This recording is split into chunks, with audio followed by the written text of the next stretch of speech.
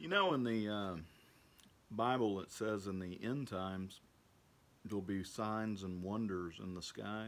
Well, there's been a lot of signs and wonders in the sky lately, with rockets falling into the atmosphere and all of these meteors and everything. That a lot of them aren't actually meteors, by the way. Like that meteor cannon that I displayed there in Akure, Nigeria, and Al War, India. That little horn style there. So what I keep seeing in my extraterrestrial sock, which is hard to explain, it's a heads-up display that I had before the Pentagon hacked my mind with their version of the knockoff of the extraterrestrial sock, which is something that a prophet would have. Yeah, it took 4 years of torture to develop that before they realized that my migraines was actually extraterrestrial. Well, if you have the original sock like I do, it shows a nuclear bomb going off in outer space. That would be a sign and a wonder in the sky there, I do believe. Now, what would a nuclear bomb do when you know what I know? Starlink, Neuralink, Falcon 9 rockets, Tesla cars, and tunnel boring. Basically tells you everything you need to know, Muskrat Love style. So if you know that Muskrat Love is a hostage to the elite who basically used him as a front man to put another Skynet in the sky on top of the GPS system, or the global puppeteering system, after 9/11 and Saddam Hussein, if you know that the entire world became dependent on that mentally, they are, they're hacking our minds, and you also know they are, that the, I caught that. You see, I got to deal with this AI here. That's exactly what's going on. Don't listen to that that little pitch tone there. See, I catch these things, and my sock just gave me a red flag when I said that. I said, hey, that was a staph infection. I used to have a staph infection on my knee, and it cured, and now I get a thump on my knee to let me know staph infection. Staph infection, that means something hacked me to tell you something other than what I'm trying to tell you. You see how that works? So I've actually got extraterrestrial indicators on top of a extraterrestrial heads-up display that lets me know that the other technology that's hacking me to try to tell you bullshit with my interdimensional click-clack there, is what I call it, the Twilight speak, that was artificial, and to disregard that. So I've got double and triple confirmation. So I'm truly elite, and the rest of these people who think they are elite are nothing more than scumbags. So I'm not sure if y'all were aware of all of that or not.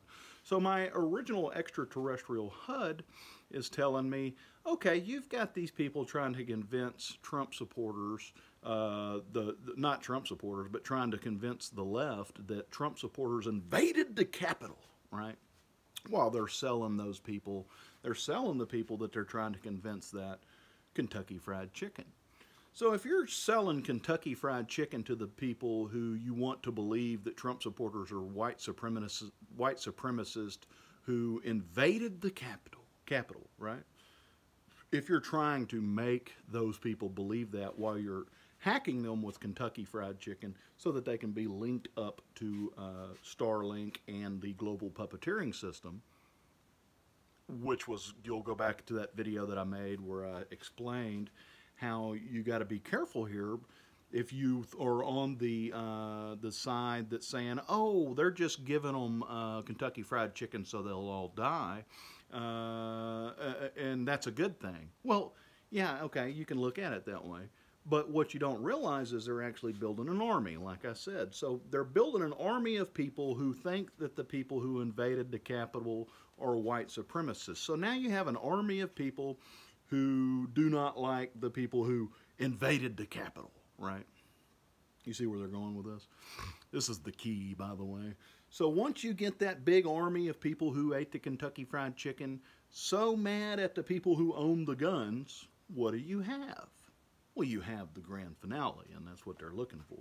They want the loons who ate the Kentucky Fried Chicken to attack the white supremacists, right?